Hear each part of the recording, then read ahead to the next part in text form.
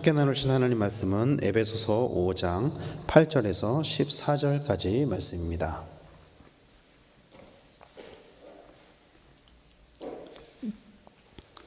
신약성경 에베소서 5장 8절에서 14절까지 말씀입니다.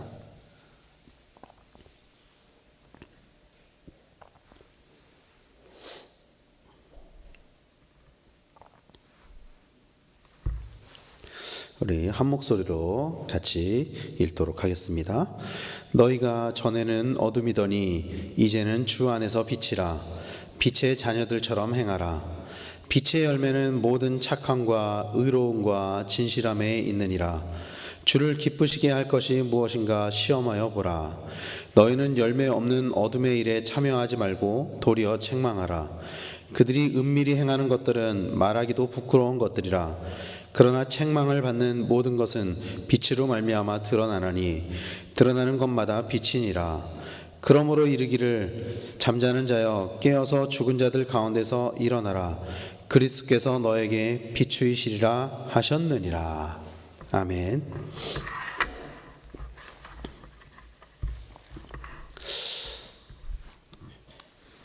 요즘 젊은 사람들이 많이 가는 동네, 홍대나 신촌이나 이런 데 가면은 이제 청년들이 좋아하는 카페가 여러 종류 컨셉 카페가 있는데 그 중에 방탈출 카페라는 데가 있어요.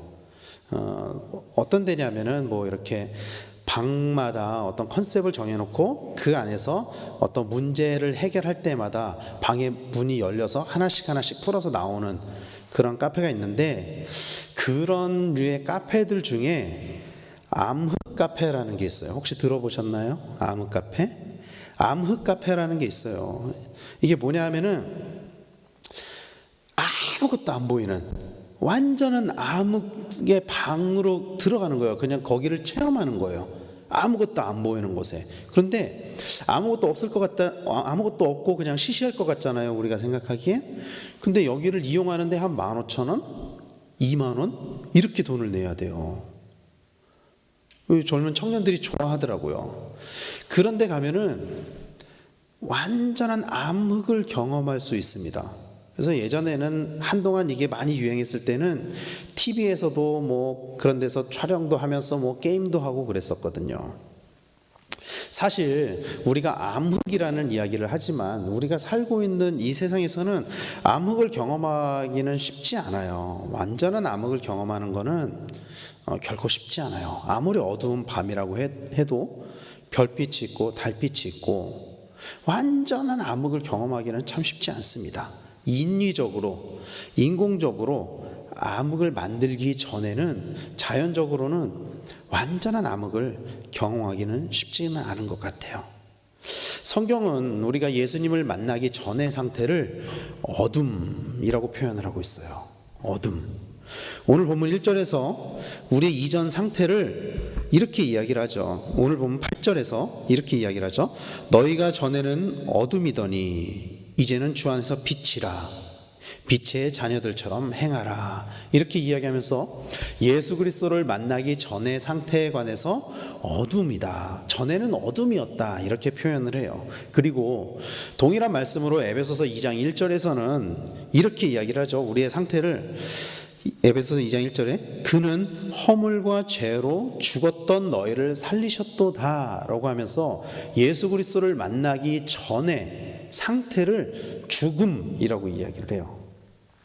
허물과 죄로 죽을 수밖에 없었던이 아니라 죽었던 너희를 살리셨도다 라고 이야기를 하고 있습니다. 그래서 예수 그리스도를 믿는다는 것은 죽음에서 생명으로 옮겨지는 것입니다. 예수 그리스도를 믿는다는 것은요, 어둠에서 빛으로 옮겨지는 거예요. 그러므로 우리가 예수 그리스도를 믿는 사람이라면은, 우리가 그리스도인이라면은 너무나도 당연하게 빛의 자녀처럼 행해야 된다라는 거예요. 그래서 오늘 본문에서는 빛의 자녀들처럼 행하라 그렇게 이야기를 하잖아요.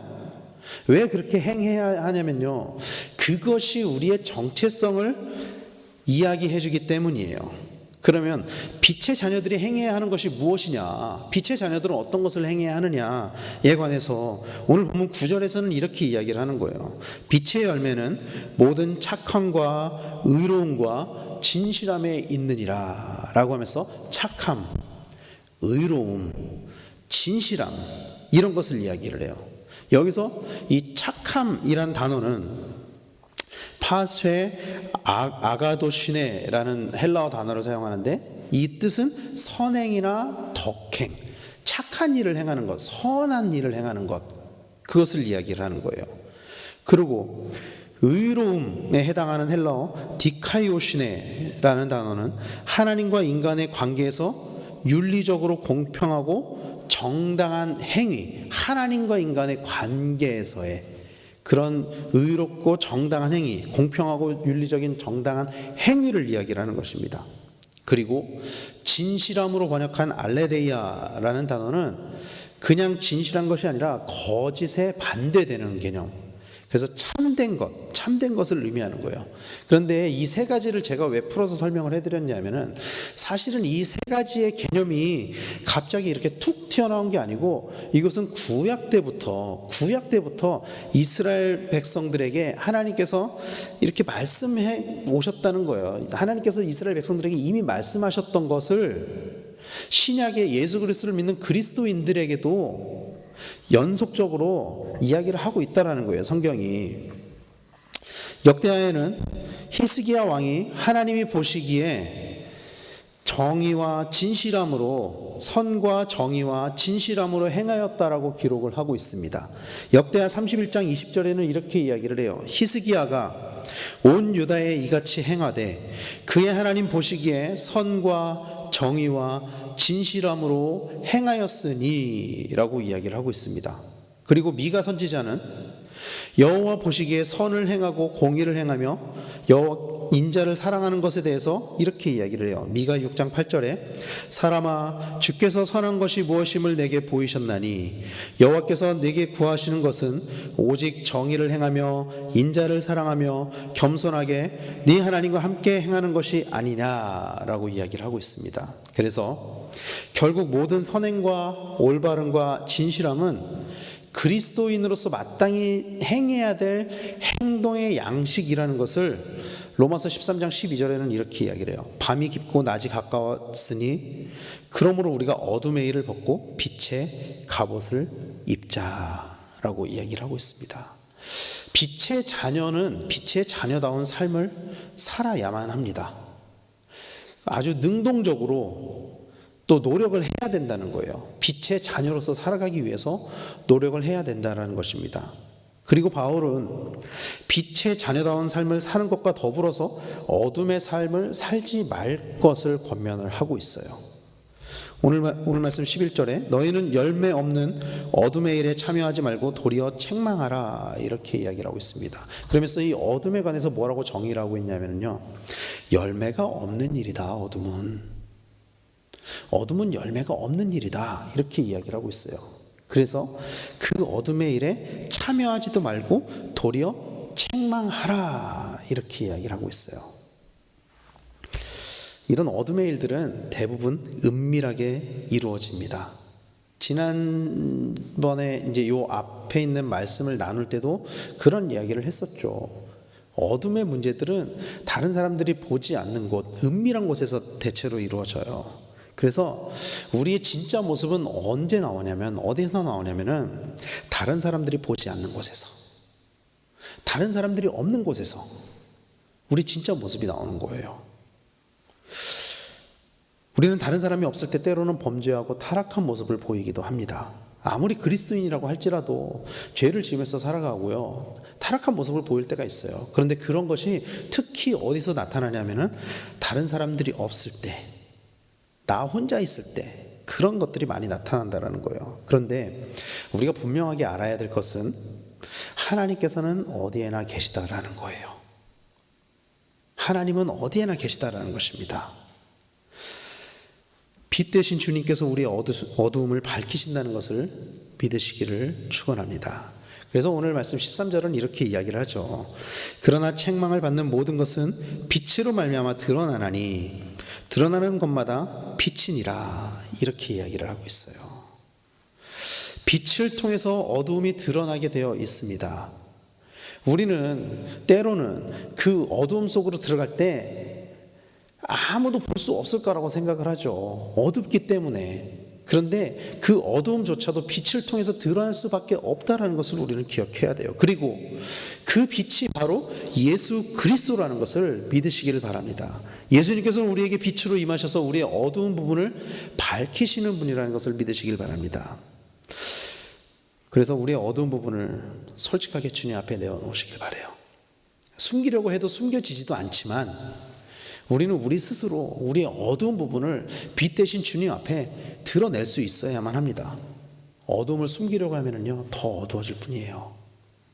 어두움을 숨기는 것은 우리의 삶에 더 나은 방향으로 절대로 인도하지 못합니다. 그러나 이 어두움을 빛 가운데로 가지고 나오면은 어두움은 사라지고 오직 빛만 드러나게 된다는 것을 믿으시기를 축원합니다. 사랑하는 성도 여러분, 어두움은 빛을 이길 수 없습니다. 우리가 알고 있는 것처럼 어두움은 절대로 빛을 이길 수가 없어요. 아무리 큰 어둠이라도 작은 빛 하나에 무너지게 되어 있습니다.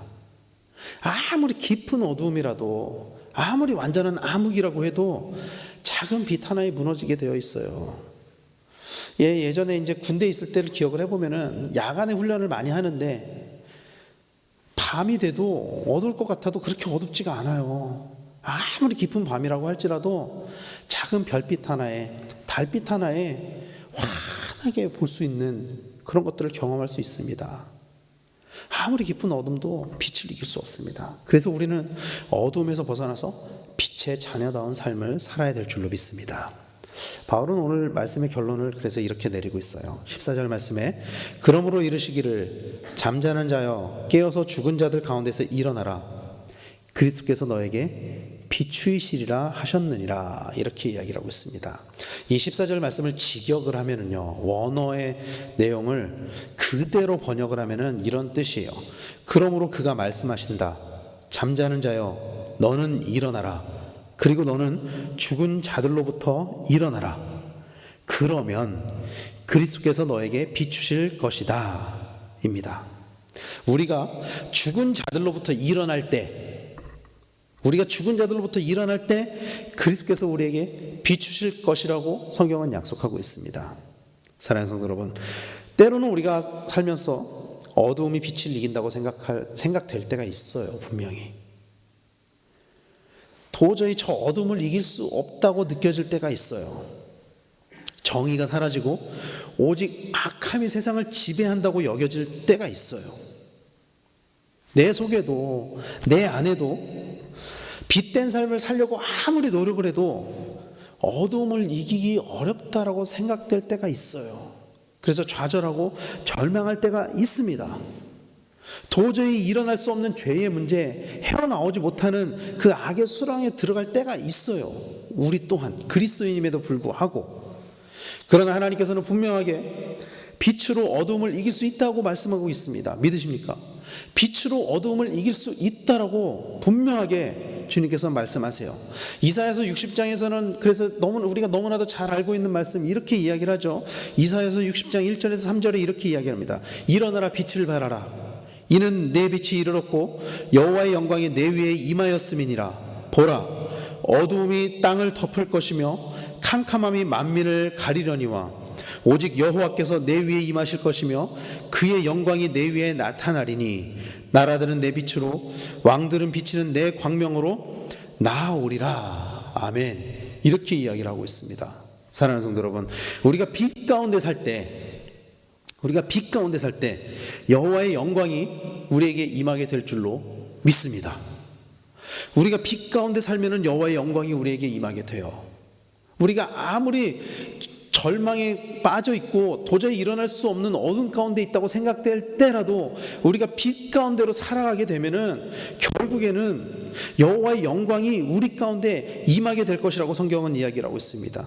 온 세상이 어둡고 캄캄하게 된다고 할지라도 그 빛의 자녀된 삶을 살아가는 우리들로 인해서 여호와의 영광이 온 세상의 빛을 발하게 될 것임을 믿으시길 바랍니다. 그러므로 우리는 그리스도인으로서 빛된 삶을 살아야 될 줄로 믿습니다. 올해 우리 교회 표현은 너희는 세상의 소금과 빛이 되어라 입니다. 너희는 세상의 소금과 빛이 되라. 여러분, 이게 구호로 그치면 안 됩니다. 1년 1년 매년 정해지는 그 표어가 그냥 구호로 그쳐지면 안 됩니다. 우리의 삶 가운데 올 한 해는 이것이 우리의 삶의 목표가 되고 그런 삶을 살아가기 위해서 우리는 노력해야만 해요. 우리가 소금과 빛으로서 살아가기 위해서 노력해야 된다는 것입니다. 사랑하는 성도 여러분, 세상은 어둠 가운데 있어요. 그 어둠을 밝힐 수 있는 것은 빛을 품고 있는 그리스도인들밖에 없습니다. 교회밖에 없습니다. 우리가 빛으로 살아갈 때 이 세상 가운데 빛의 존재감을 나타낼 수 있다는 것을 믿으시길 바랍니다. 그리고 그 방법으로 오늘 말씀은 이것을 이야기하는 거예요. 선행과 올바름과 진실함으로 빛의 자녀답게 살아라.